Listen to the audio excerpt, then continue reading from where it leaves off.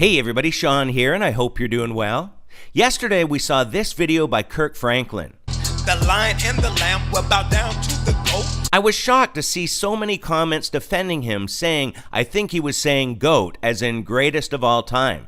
This is a common phrase in America, and Kirk responds to the many complaints on this statement by saying, in hip-hop, who is the greatest has always been a discussion. And guess what? Based on the lyrics we hear in many hip-hop songs, Jesus isn't the one they consider being the greatest.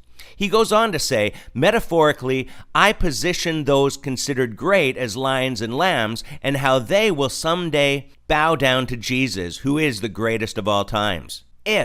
If that was actually true, then why wouldn't he have made that clear before the song was released? Jesus is the lion and the lamb as we know, so to replace us as to who the Bible clearly says is Jesus is twisted and deceiving. When people hear this, they clearly hear it for what it is. The lion and the lamb will bow down to the goat. And that is Jesus bowing down to the goat. Once again, goats are unbelievers, or at worst, Satan or the Baphomet. And even if it did mean greatest of all time, it makes no sense to have Jesus bowing down to himself. This is just backpedaling to cover up a grievous mistake. People have commented on other things of concern with this. Why is he singing this in a cage with ominous red lighting? And what's with the strange hand sign on his shirt? One commenter picked up that just before that part, he sang about Biggie, J, and Nas, as in Biggie Smalls, Jay-Z, and Lil Nas X. Like Biggie J and Nas, the greatest capable. He says, like Biggie J and Nas, the greatest capable, or something like that. See if you can figure it out. Like Biggie J and Nas, the greatest capable.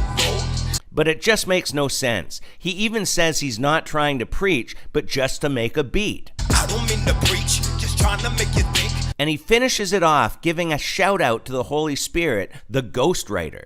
Shout out to the Holy Spirit, the ghostwriter. The ghostwriter of this song? Not really sure. But this song isn't the only issue with Kirk Franklin, apparently.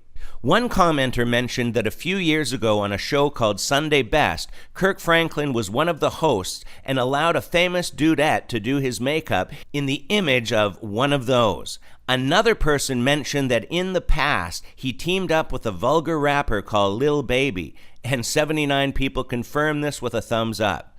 True Christians don't compromise like that. This comment says that he took a photo wearing lipstick and wearing women's garments. I looked and found this. Ew. And this is him in a woman's dress. This site did a whole article on his AntiFamily agenda, and it goes on to speak of many other disturbing things. And apparently just last year, there was something about him threatening his son. He apologized, but as you can read, this conversation included some seriously foul language. So at the end of the day, the lion and the lamb will bow down to the goat. That was not just a one-time slip-up, and it appears that there's a lot more to Kirk Franklin than meets the eye. So Kirk saying this is hyperbole and not theology is a weak cop-out, because those hearing the song will take it at face value and not try to exegete a deeper meaning. I pray that Kirk does get right with God, because there does seem to be a lot of issues surrounding this man. With that being said, please leave your thoughts in the comments below, and until next time, take care and God bless.